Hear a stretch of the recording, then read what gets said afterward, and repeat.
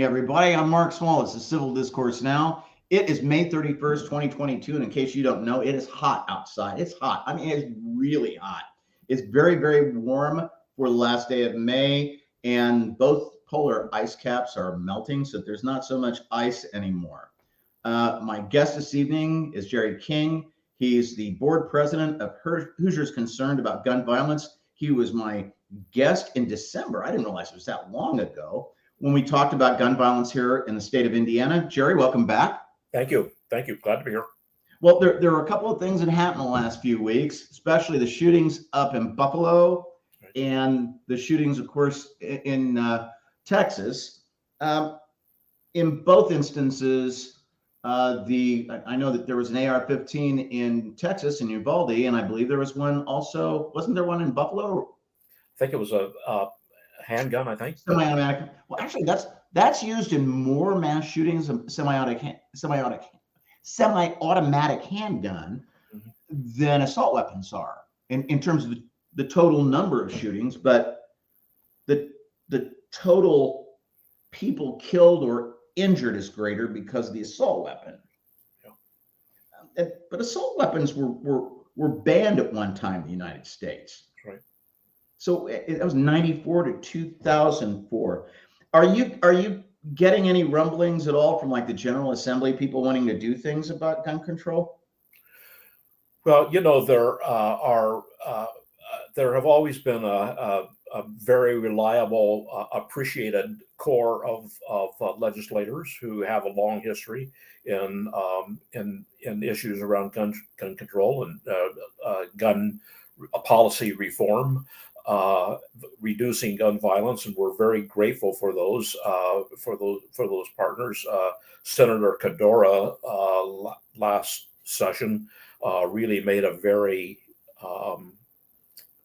strong, valiant effort, including what he considered to be some pretty productive discussions with the leadership on the other side of the aisle. The outcome wasn't good. His bills didn't pass or get heard, and the bill that we were all most of us were pretty exercised about, the permitless carry bill, of course, made its way to law by a very meandering route. But yeah, I think there always have been and still are some good people in the General Assembly. There are good people on both sides of the aisle, obviously. But I meant to say people in the General Assembly who support gun violence reduction measures, and so we're grateful for them. Well, when it came to the concealed carry legislation that went through, there were people that were pushing that viewed it as being almost an emotional thing, that if they couldn't get concealed carry, somehow their rights as human beings were violated. Yeah. And that actually is something that hasn't. I don't believe that concealed carry has been legal that often in our history, even right after the Second Amendment was ratified. Well, yeah,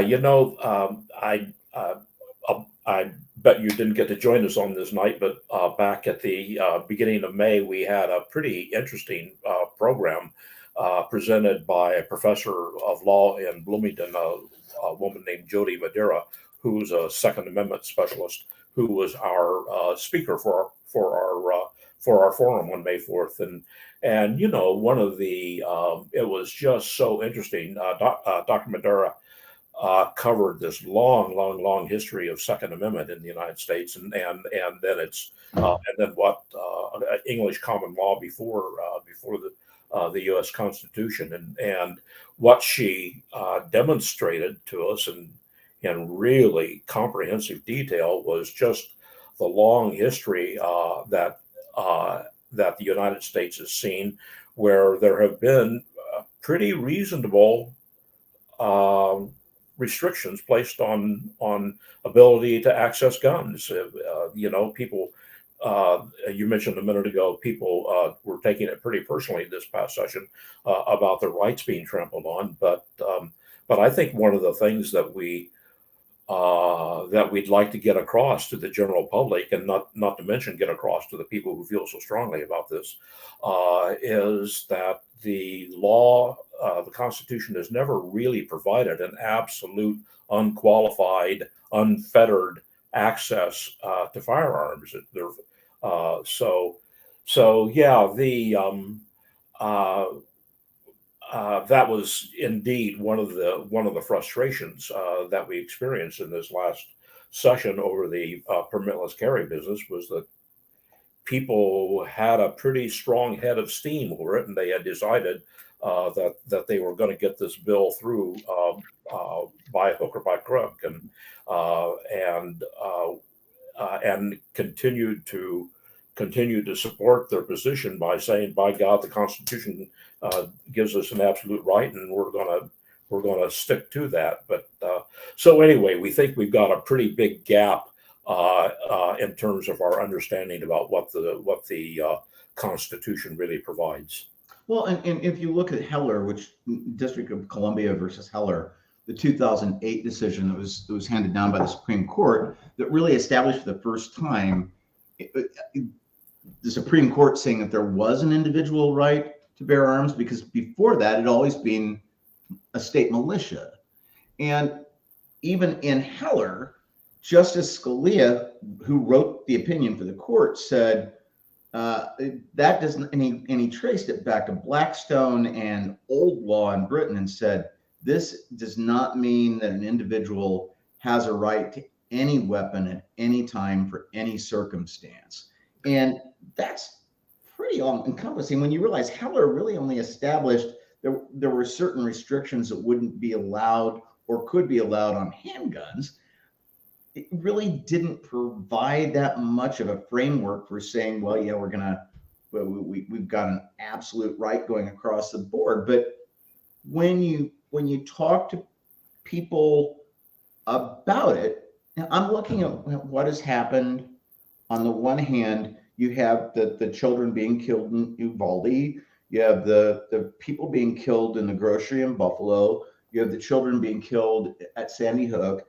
You have the people being killed in the church in South Carolina, the people being killed in the temple in Pittsburgh. I mean, we're getting a real drift there of people being killed all over the place by a weapon that has no purpose other than a military application to kill as many people as fast as possible. And that has to enter into a calculus of what people believe to be justification for having arms. Yeah. I mean, until Bambi has like a flak vest and has a machine gun, I think that we really can't justify it for hunting. And it's just, and at the same time, if we look to our neighbors to the north, like night before last, Prime Minister Trudeau announced they're put a freeze on handguns. Yeah, good for Canada. And explain that one, because I think I know what he said, but describe what Canada did. Well, I can't. I saw the headlines and I read the story real quickly, but I don't think I understand it well enough to really describe it. But I noticed today that the pushback was that Canada's, people are accusing Canada of being communist because communists because they're going to freeze possession, sale, and manufacture of handguns, and that's you're right. It gets to this when we call Canada communist because of that action.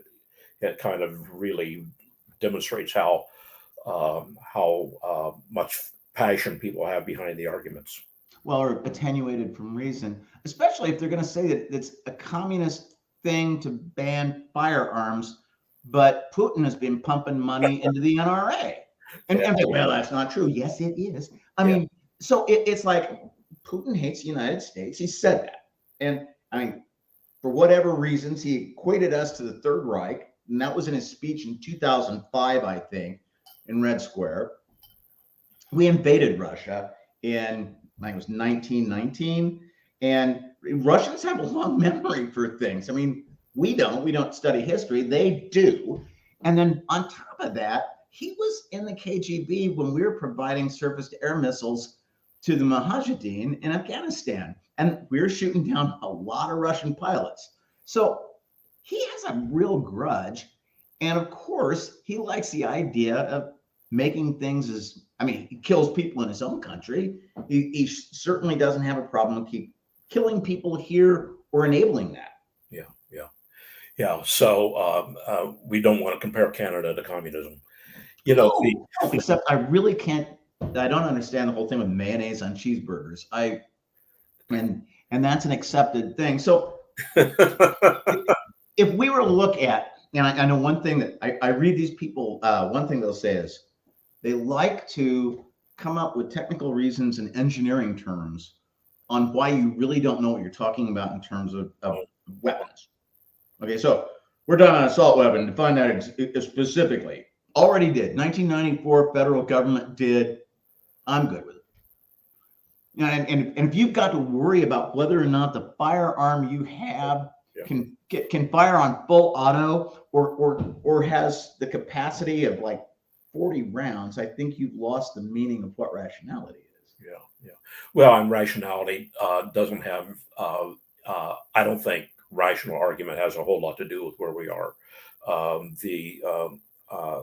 The things that we've just been citing here, I think, really demonstrate that bringing rational argument into this matter may not be what's going to win the argument. Well, when I saw the people with the barricades demonstrating in Houston against the NRA, and there were, I forget what the total count was of people in the NRA convention, but a lot of people canceled. And there were a lot more people outside demonstrating against the NRA. At some point, that has to tip the scales where they understand that. Well, I think that's really the key to the matter. You know, when we, Hoosiers Concerned about gun violence has certain policies, legislative policies that we favor, background checks and secure storage and those kinds of things that we've talked about before. But what really matters is if we succeed in bringing out more and more people to lift up the voices. You know, I find myself, I'm at an age where the silent majority means something quite different than what I want to think about it now. But Nixon had his silent majority of what he thought were moral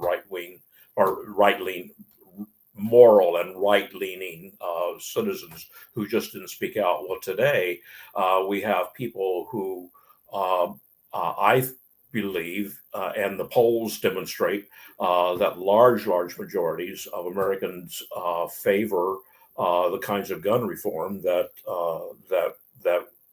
we're in support, but making their presence visible in a real compelling way. And so, sure, showing up and demonstrate outside the NRA conference. There are a lot of events coming up over the next few days, sponsored by Moms Demand Action. I think there's going to be an action at the State House on June 11th. I think at noon. As a demonstration for gun safety. That's nationwide. Well, that's right, but I believe there's going to be one an event in Indianapolis at the State House as part of that nationwide effort. That's right, and so I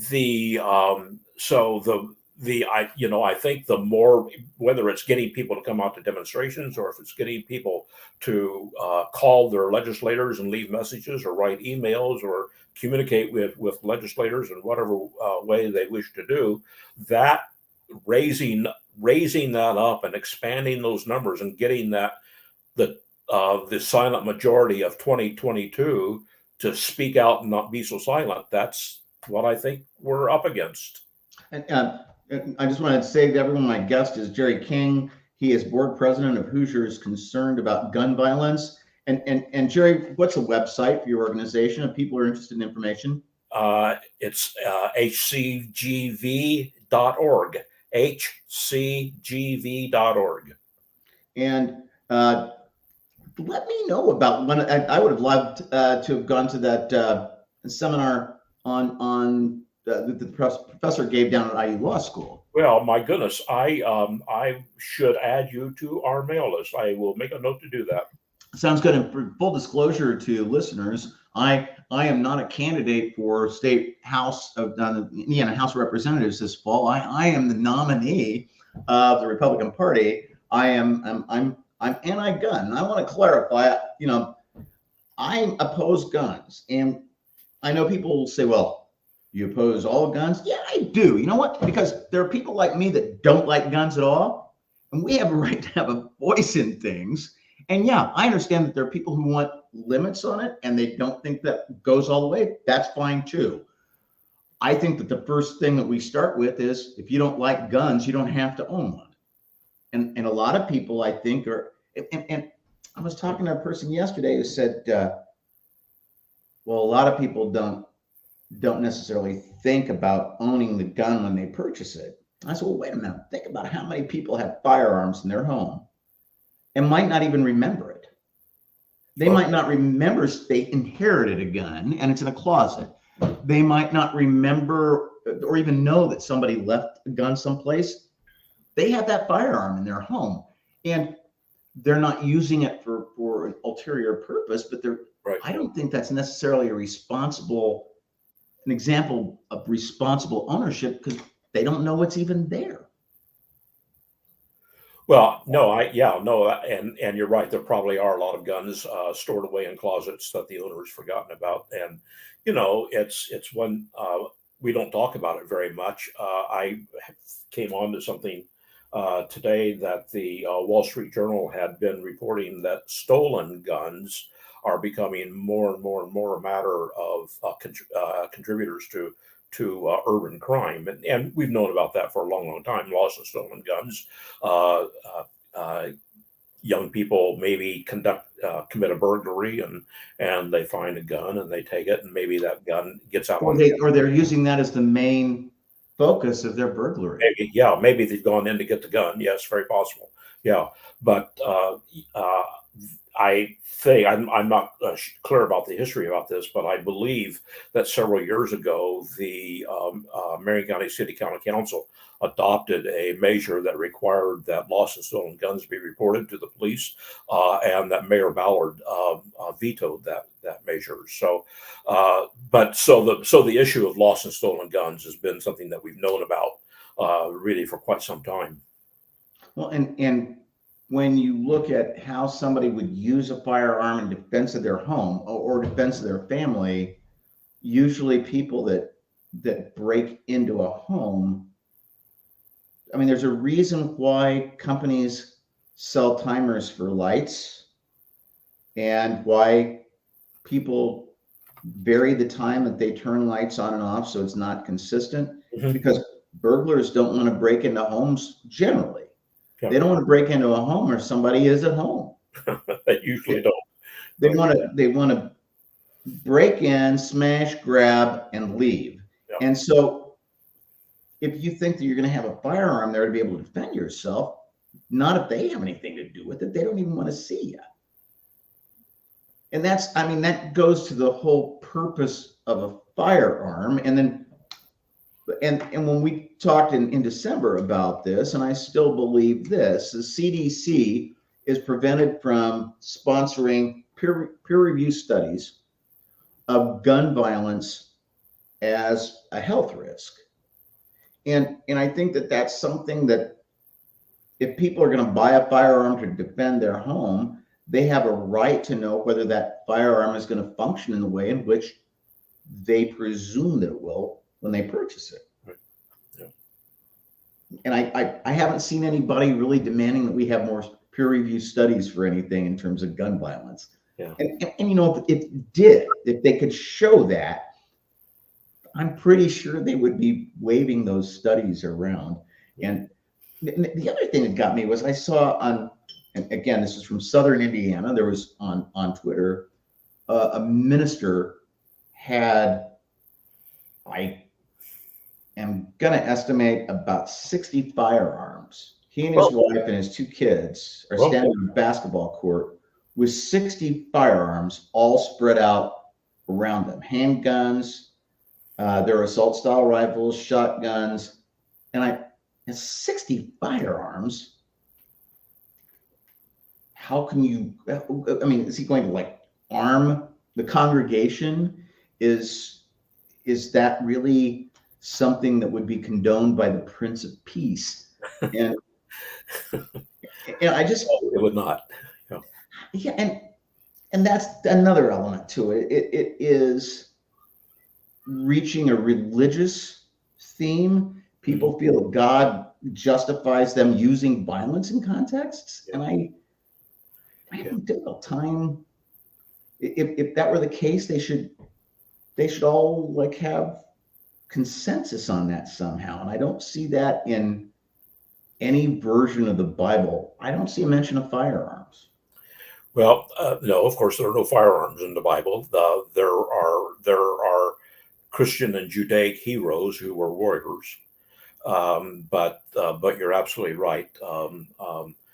Christians believe that Jesus turned the page on that. So, but again, it points back. Not It's not just evangelical Christians who have some inconsistency around this. In my view, inconsistent.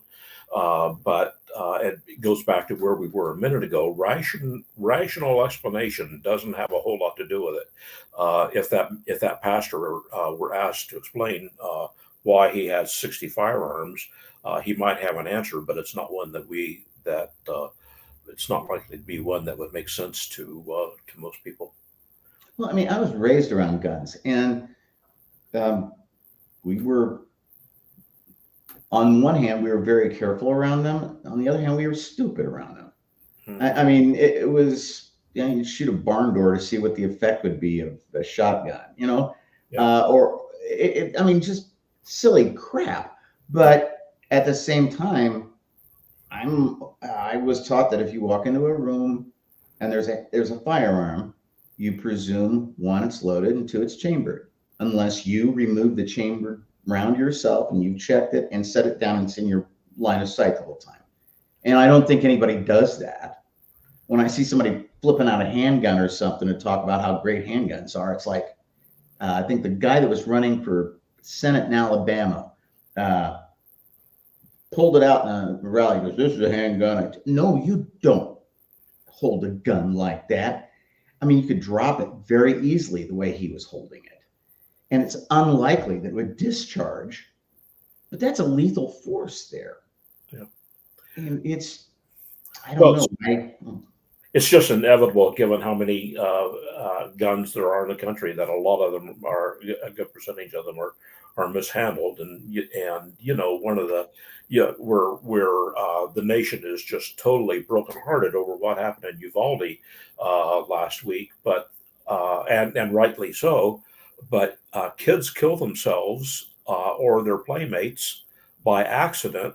I didn't bring a statistic with me tonight, but those stories are in the news all the time of children killing themselves or a playmate accidentally because they found a gun in the house, and then the equally heartbreaking tragedy is young people who find their parents' gun and commit suicide.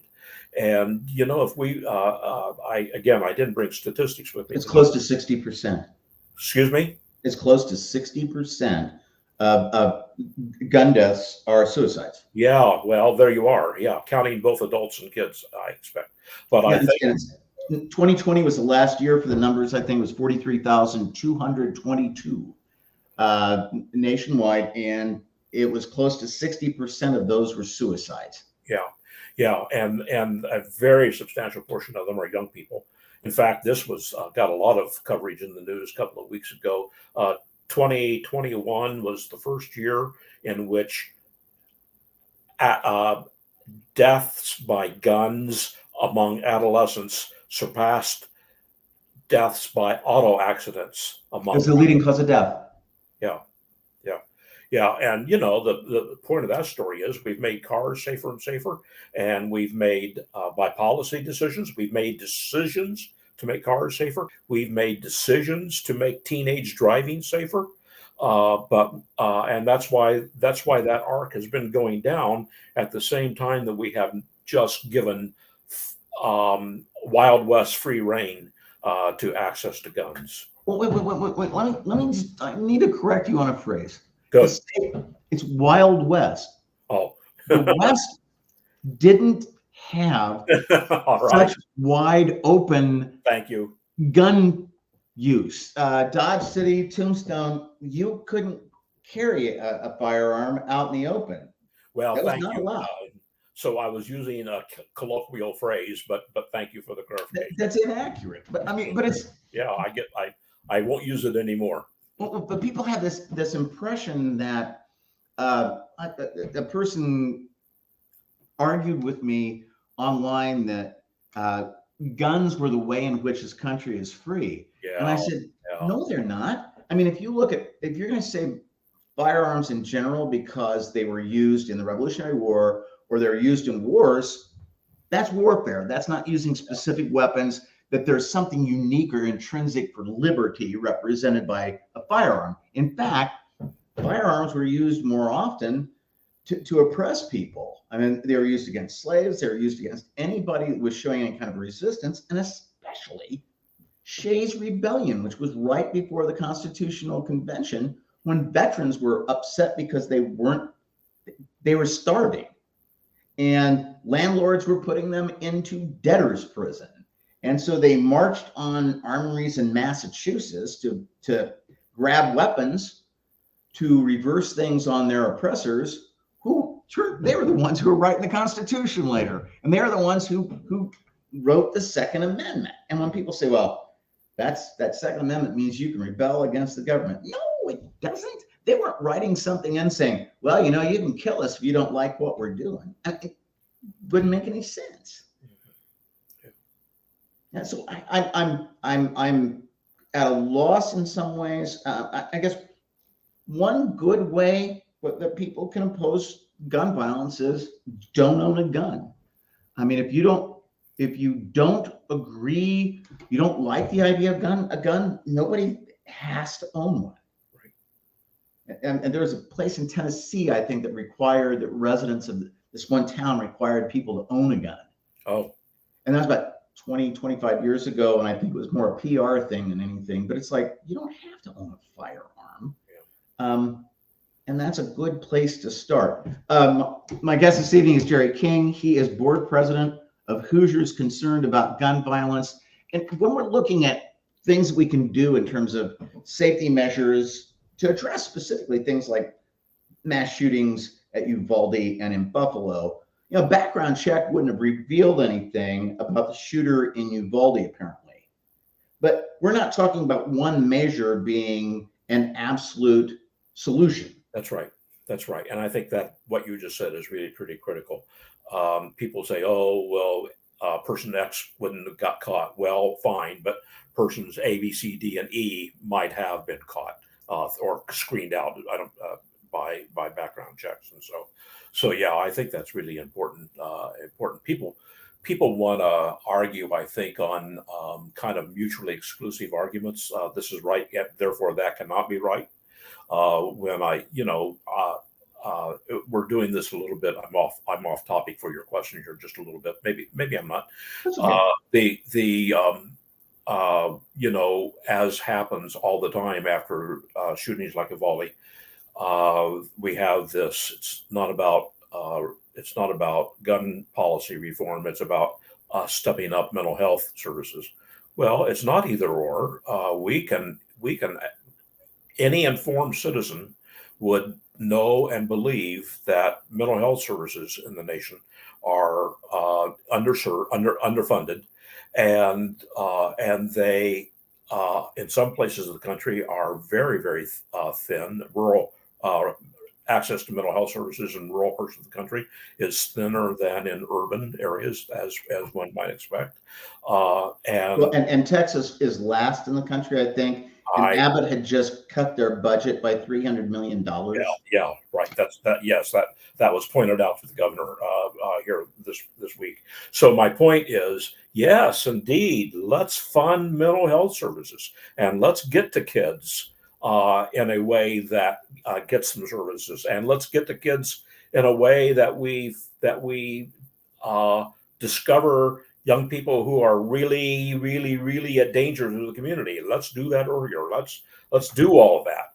But that doesn't eliminate the need for background checks or for secure storage or for extreme risk protection orders, red flags.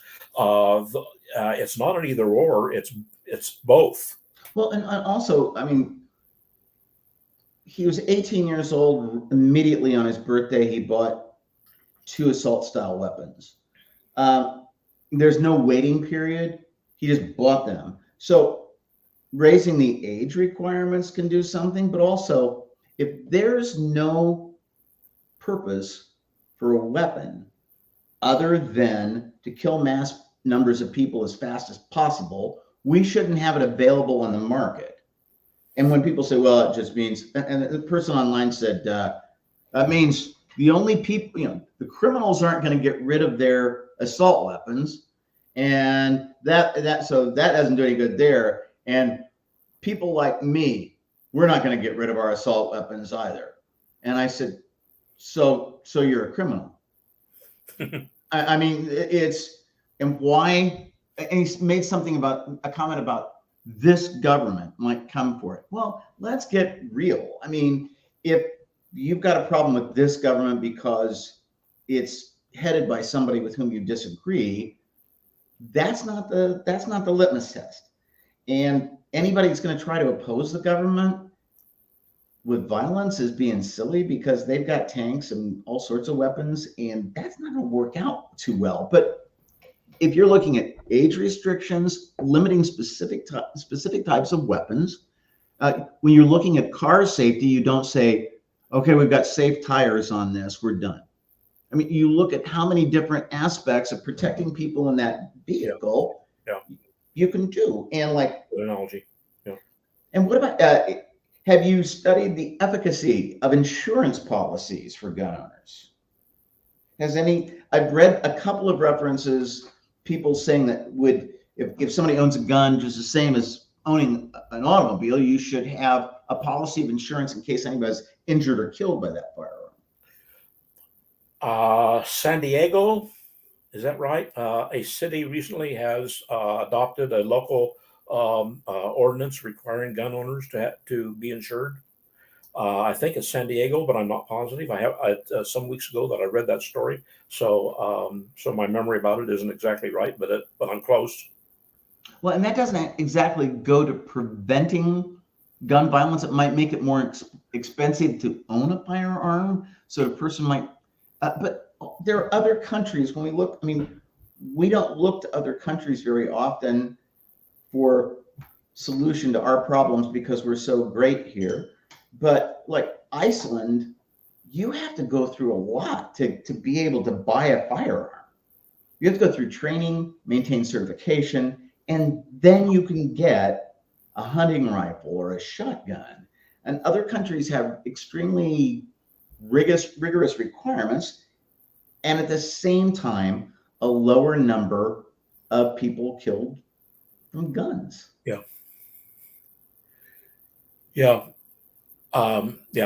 That's a quandary that I mean, why it is that those countries have been able to adopt those life-saving measures, and why it is that the people in those countries aren't up in arms about it, and what's the difference between them and the United States. That question's right at the heart of where we are here.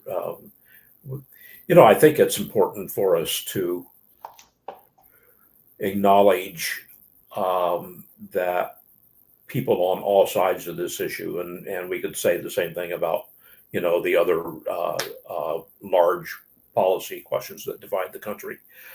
people on both sides of these issues believe them with deep earnestness. And so me telling the other side, well, you're wrong, you're wrong, you're wrong, probably Doesn't do good.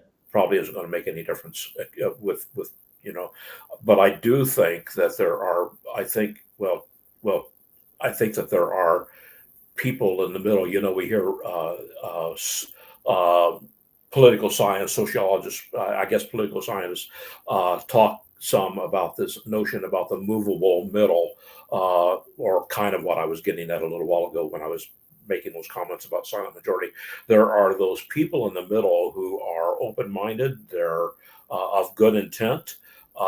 They aren't rigidly into either end of that argument, and they're probably more open to reason. I said these arguments tend to defy rational argument, but I think those people in the middle, I think, do hear that there are measures that don't make it through, that don't become policy, that would be good for the nation to adopt. And so that gets to that thing.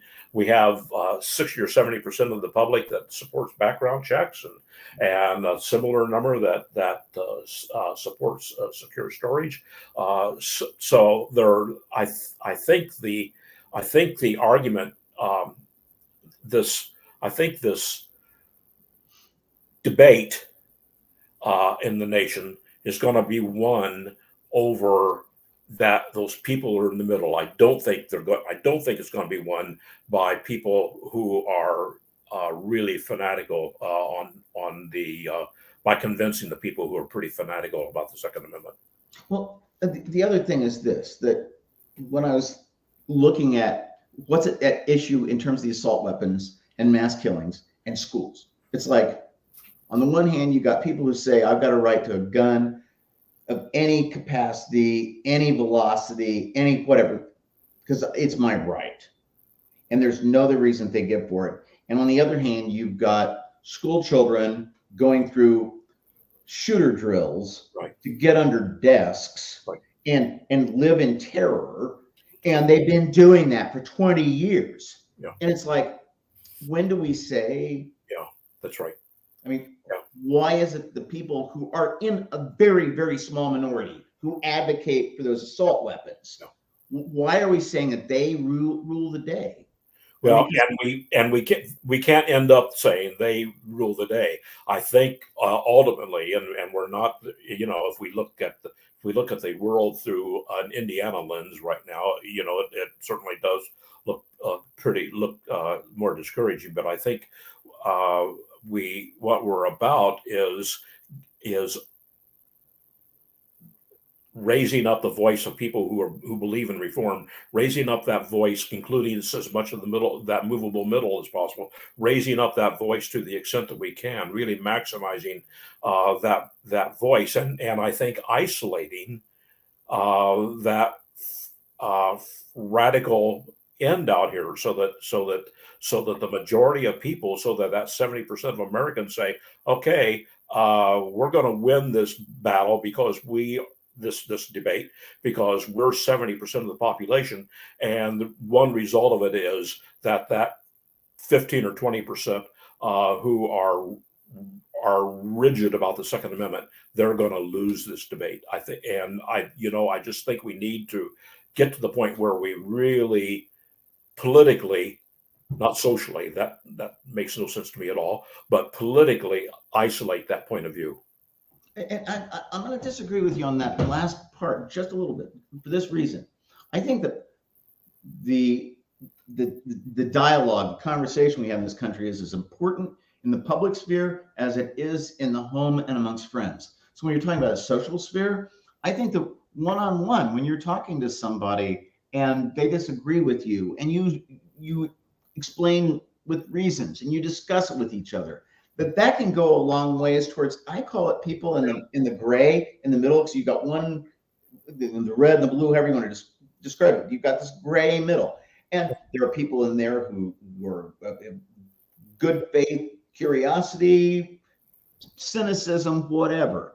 Yeah. But it's reasoning with them. And I think that the dialogue that you engage in with them includes potentially any place that we have in society. And sometimes in your interpersonal relations, you can't do it with some people. I've got friends I don't discuss issues with. Yeah. And they're still my friends. But it's Jerry, and this is Jerald King's been my guest tonight. He's board president of Hoosiers Concerned about gun violence. We're going to wrap up here. Is there anything that's coming up, anything that you could recommend people being interested in that's going on in the state of Indiana? Well, we talked a little bit ago about the June 11th. Public events that are coming up here over the next week and a half. That's pretty important to know. I want for me to end a little bit on a positive note. I think it's real valuable that sports figures have stepped up here in the team coach, team managers, and owners have stepped up, and certain yes, indeed, and other public personalities. Hollywood. There's always been a vocal left voice out of Hollywood, and that's good. I welcome it, but it's not new. What's new, I think, is the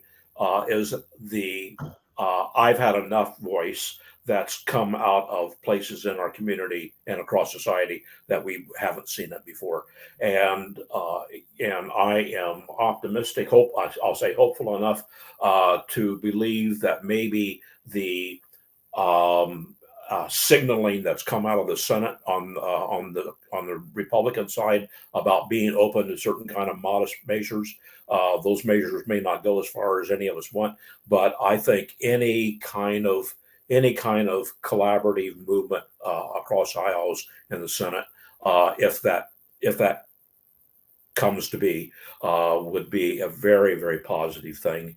And so I'm a little bit optimistic that maybe the nation's commitment post Uvalde maybe has shifted. Jerry, I hope you're right, and I don't mean to put a bit of a cynical note, but I would have thought that was the case after Sandy Hook. Yes, of course, everybody said that. Everybody. I mean, yeah, totally right. I hope it's different. I hope there's a different level of energy around it now than there was 10 years ago, but we'll see. Jerald King's been my guest tonight. He's board president of Hoosiers Concerned about gun violence. This is Civil Discourse Now. I'm Mark Small. We'll be on next week at 7:00 on Tuesday. I don't know what the hell we're going to talk about, but it will be something timely, and hopefully we'll have as good of a conversation as Jerry and I have had tonight. Jerry, you take care. Thank you. It was a pleasure to be with you. And good night, everybody.